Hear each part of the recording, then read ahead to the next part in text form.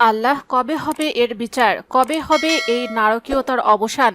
নিজের ফেসবুকে দেওয়া এক ভিডিও পোস্টে এমন মন্তব্য করেছেন অন্তর্বর্তী সরকারের আইন, বিচার ও সংসদ বিষয়ক মন্ত্রণালয়ের উপদেষ্টা আসিফ নজরুল।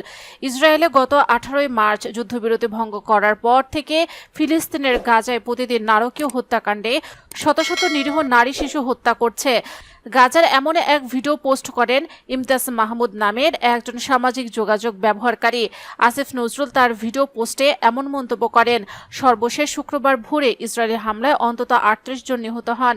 গাজা সিটির আল আহলি হাসপাতালে আহত ব্যক্তিদের চিকিৎসার জন্য আর কোনো জায়গা অবশিষ্ট নেই বলে জানিয়েছেন হাসপাতালটির পরিচালক। গাজার স্বাস্থ্য মন্ত্রণালয়ের তথ্য অনুযায়ী সেখানে গত 24 ঘণ্টায় 86 জন নিহত ও 287 জন আহত হন।